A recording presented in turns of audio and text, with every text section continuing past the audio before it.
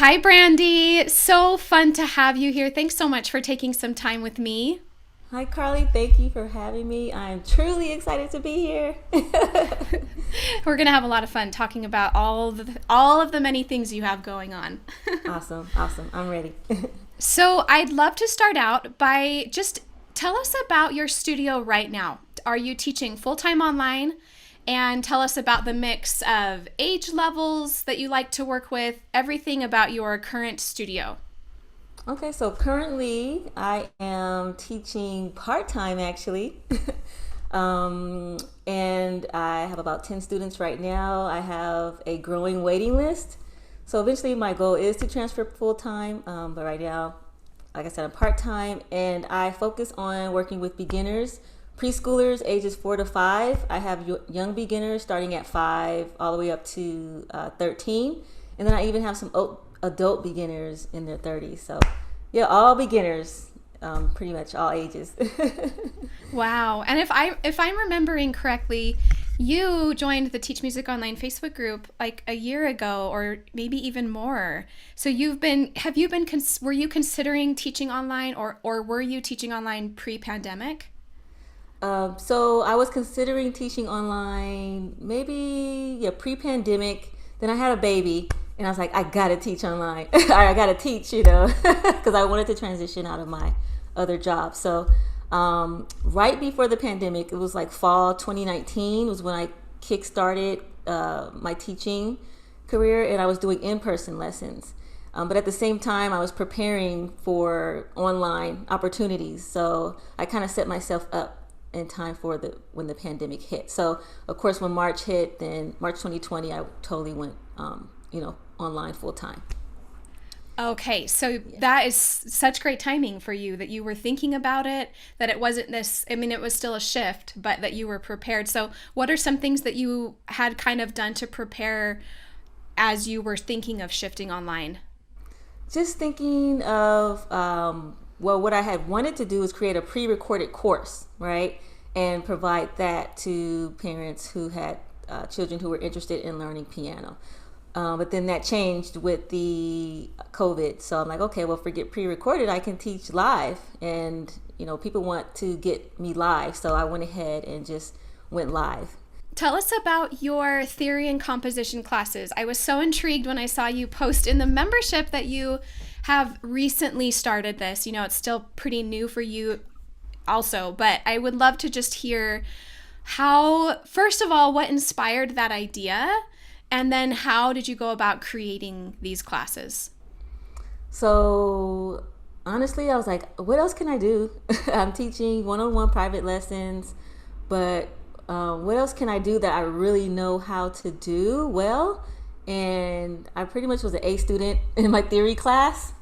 So I was like, you know what? Let me teach music theory as a component, an additional component for my existing students or for students who are interested in learning piano but haven't quite got started yet. So it's kind of an entryway into them, learning to play the instrument. So I said, hey, let me take what I learned in my college course and make it for kids. Okay. And that's what I did. I also teach out of the Wonder Keys curriculum. So I kind of take from some of the ideas and games that they use and kind of incorporated that into my music theory as well. So I pretty much created this course on my own, just using the knowledge and information that I had available. And that's it. Tell us how many weeks it is, how many lessons it is. Is it just for beginners? Kind of what's the framework? So right now, this first cohort, it consisted of beginners ages 7 through 11.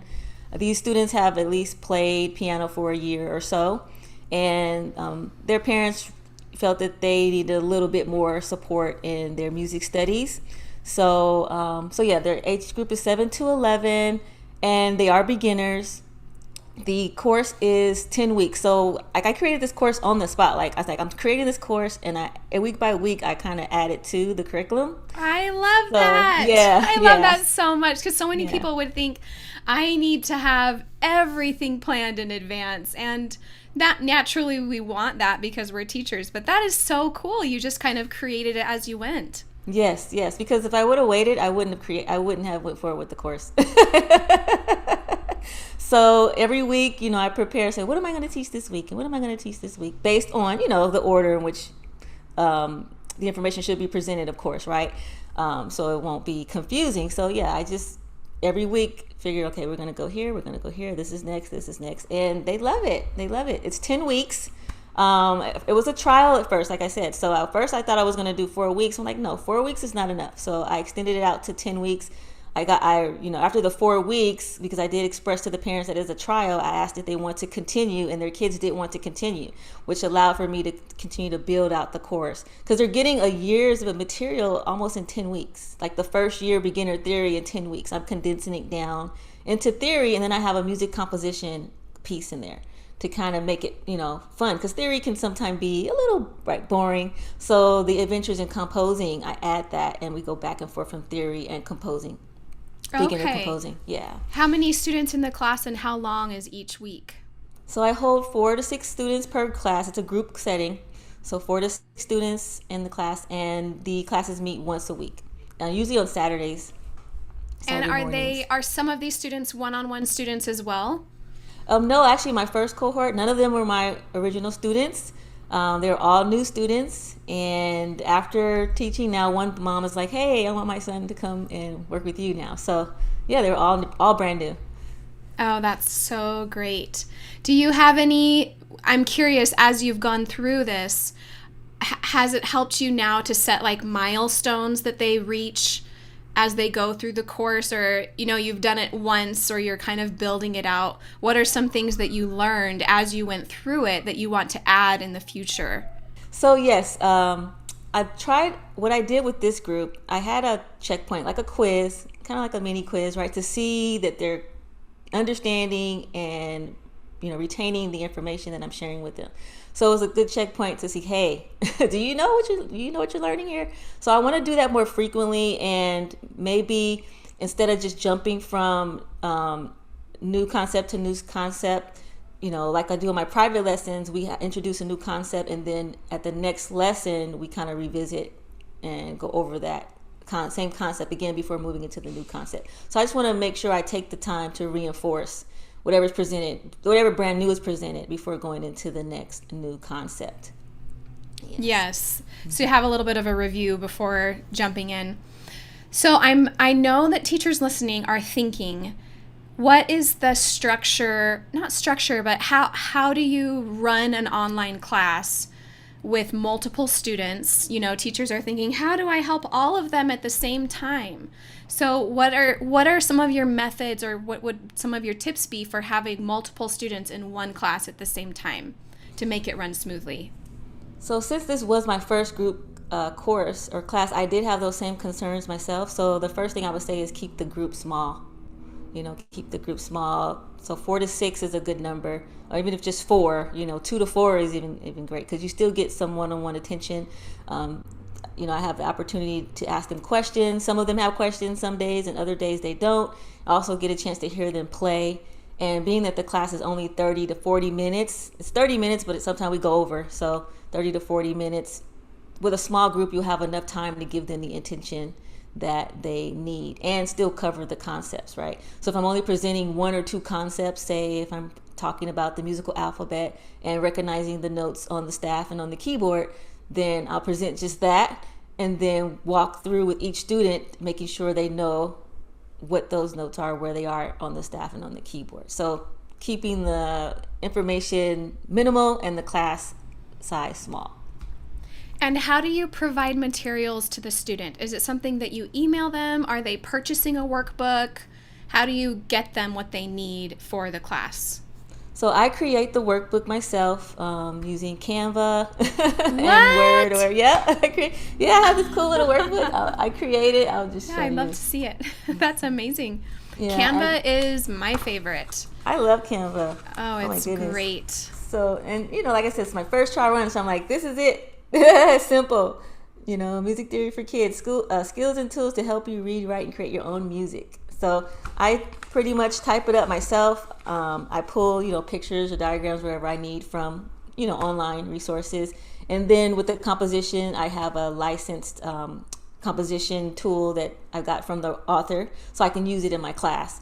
So as far as disseminating the information to the kids, I use Google Classroom to upload the workbook weekly, and I also upload their assignments there so they can print them from the classroom themselves, or download them. And then I record our lessons so they can rewatch the video to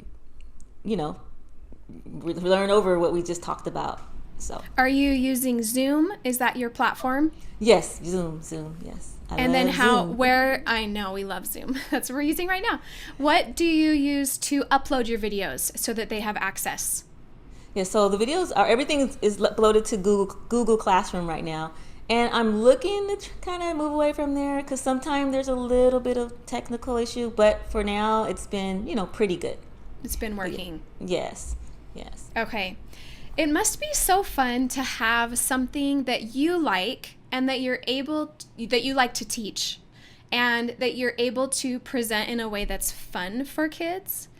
What are some ideas that you have that teachers might be able to use for making theory fun, even if it's just for a little piece of their lesson? What are some just ways, because clearly you've figured out something, because the fact that they wanted to continue beyond the 10 weeks says that they're enjoying it. It's not something that's boring or something that they just feel like they have to do. Mm-hmm. So I pretty much do what I do with my private students. I play games, or I have them, like I said, we're composing. So I have them create their own songs, and they like to do that. They love exploring the keyboard and creating their own motifs, and they like encouragement. They like to they like to feel like they've accomplished something. So when I give them something to do, and I'm like, hey, rah, rah, and shooting for them, they love that. So I always try to give them some activity where they can put forth their own creativity and then share back with me. So yeah, games and creativity. And being super nice. Yep. And animated. You have such a bright, happy face, and I think that helps a lot. Sometimes as teachers we get so serious, and I will notice, I'll look at myself and be, oh, my face looks very serious when I'm talking or listening, and I look at recordings of myself, gosh, I should smile more. And if you're not naturally inclined to do that, like many teachers, it takes some practice getting used to, being a happy person that they can look at. Yes, and being with kids, you have to be, you got to keep them engaged with that smile and that excitement. So I try to keep it there, especially when I'm working with them. So I get my moments where I'm serious and I'm focused, and I have to, for my older students, I'm whipping out the ruler. It's like, hey, posture, and make sure you count, certain things. But for the most part, I try to keep the smile and make it fun for them. Great. Tell us I'm interested in a little bit more about the business side of things. What, initially you might have had a price in your mind. Are you thinking of raising your prices now that you've seen how valuable it is? Or how did you come up with how to price a group class compared to your one-on-one lessons? Well, with the group, I wanted to give them a little bit of a discount, right? Because they're not getting that one-on-one, full one-on-one attention, but they are getting me. So, and of course I wanted to consider the parents' pockets with COVID right now, and there's a lot of financial struggles here and there, but I still wanted to charge what I thought the value was. So I just kind of brought it a little bit down from what my standard one-on-one pricing would be, a few dollars down. And, okay, that's really good. That's good to hear, though, because I think some teachers might think, well, because it's a group class, maybe I should divide it by 6 or by 4. And I don't think that they should think of it that way. I love what you said about they're still getting you. They are getting your time and your expertise and your planning and preparation, and still a lot of one-on-one attention during those lessons. So, for teachers thinking about adding group classes, we should be looking at it as an amazing business opportunity to stack students and teach less hours, more students, create more income for yourself. What do you think moving forward with your studio? Are you wanting to do a lot of these? Are you going to open a new class for enrollment soon? What's your plan? Yeah, so I was thinking about that yesterday. I believe I want to have at least 4 to 5 sessions for the year. So since they're 10 weeks, I can have, like the beginning of this year, I started in January. Then there's a spring break, so there's a break, and then I'm going to start another cohort after spring break. And then summertime, I'm thinking, yep, maybe I'll do the theory class, or maybe I'll do something fun where it's like a workshop. So I'm trying to see. So I may have about 4 sessions of the theory, and I'm considering offering it as an extension to my existing students. They're already paying, their monthly, but maybe have it so that they can opt in to attend, almost like a chance for them to get a little bit of tutoring too, right? Come on into the theory class on whatever day you want to come. But yes, I do want to continue to offer it throughout the year, at least 4 times a year. And then will you add like a level 2 or a... Yeah, I would need to add a level 2, yes, because there's so much more to learning music, right? It's a lifetime journey, pretty much. I mean, we haven't even gotten into... done. No, and we haven't even gotten to all the chords yet, and how to build chords, 7th chords and all these other things. So yes, I eventually will get there. And as this course is wrapping up, this first session or first cohort, I'm going to take some time to look over what I did and see how I'm going to move forward. But yeah, I definitely want to maybe have a 102, like music theory 101, music theory 102 type. Yes. And what's so amazing is there are so many materials online, for teachers listening or watching, there's so much online that people have created. You can use Teachers Pay Teachers to find, get studio license for worksheets, composition activities, improvisation, because some teachers think they're not good enough to create a course, or they think, I don't even remember all my theory. You are teaching the first year of theory, and that is something we all could do in our sleep. And then we have all of this help and aid from people who've done it before us, who've created these excellent materials. What would you say to teachers who are hesitant to jump in, maybe they're worried about the group class atmosphere, or they're worried about creating a curriculum? Yeah, don't be scared to get out there and create your group course. Just pick something that you know. So like if it's music theory and the first, the basics of music theory, take that and create and have fun with it. Be creative. Just take the information. It's all the information is the same: quarter notes, half notes, whole notes, right? And then figure out a way to make it fun. Just do it, and the kids are gonna love it. And just be yourself. They're gonna love it. Yeah. And like you said, the resources are there. There's so many other teachers who have created resources. I'm like, I wish I could create my own resources. I don't have time, but it's all there. So I can get printables from, another teacher over here, and songs from another teacher over here. And like I got the Adventures in Composing from Teach Piano today. Shout out to them. So yeah, there's so much out there. So pick something and sit down, write it out, and go. How did you advertise for the first group that you had go through? Facebook. Just Facebook. Yay! Yep. I didn't do Facebook ads either. I just went live and talked about it, and I created a visual on Canva and said, hey, and some copy, and said, hey, I'm starting my music theory class. If you know parents with kids who are interested, please share, please share, please share. Wow. And people signed up.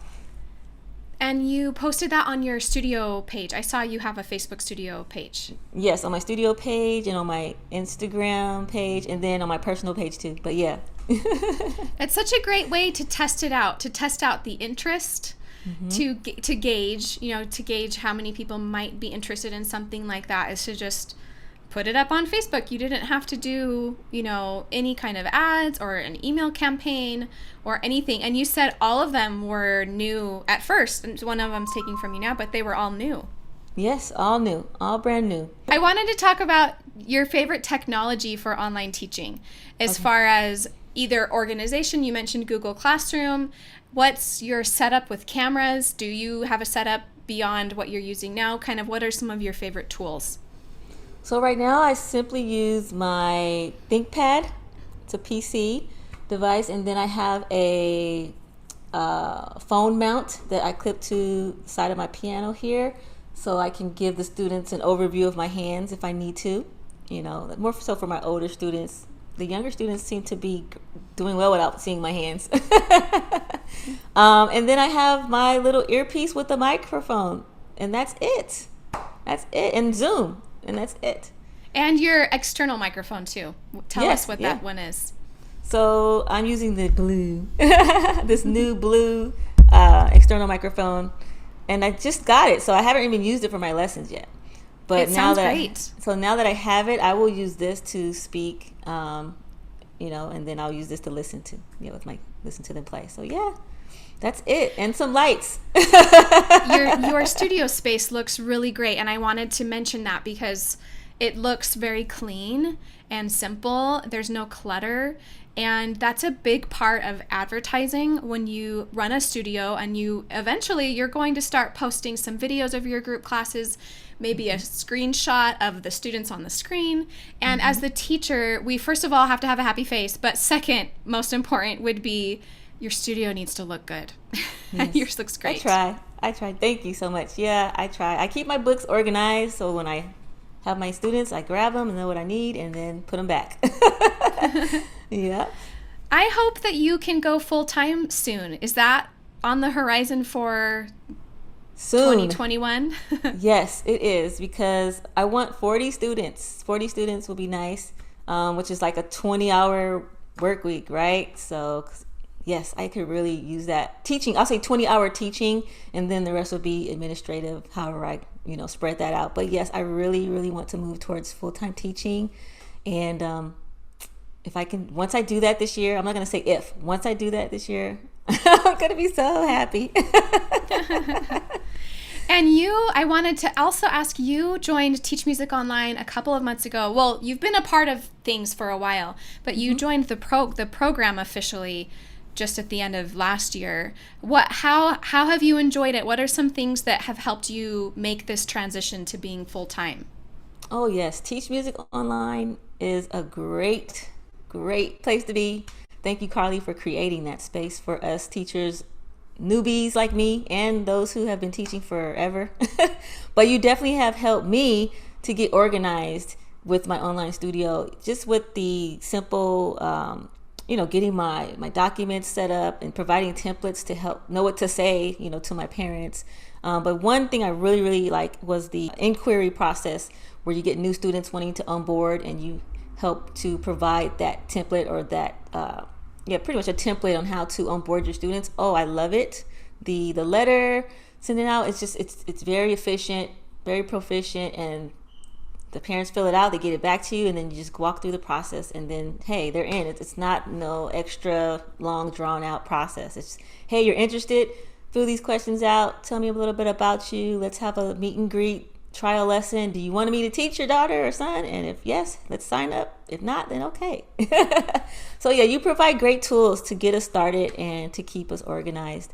And I'm still in the class. I have some other sections I gotta finish working through, but I've been so busy teaching, I haven't even gone back to class.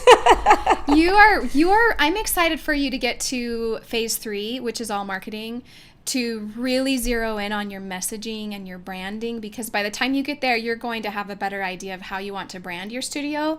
And then you're so already utilizing Facebook, but I talk a lot in there about expanding your reach. So how to do a lot of that marketing without ads, but utilizing the internet, to use the internet and to use that resource as a way to reach students everywhere. So I'm really excited as you get into that throughout the year. That's going to be fun for you to dive into. Yes, and then I'll get my 40 students. Yes, so fast. It's on the way. Thank you so much, Brandy. This was so fun. Where can teachers find you if they want to connect with you or learn more about your group classes? All right, you can find me on Facebook at Brandy Fort Piano Studio, or Instagram, Brandy Fort Piano Studio, or Twitter, Brandy the Pianist. I also have a website, brandyfort.com. So yeah. You got your name. Yes. That's awesome. Got my so name. many people want their name, with a .com. That's great. Yeah. Well, thank you so much for your time. This was so fun. All right, thanks for having me, and I'll see you soon, Carly.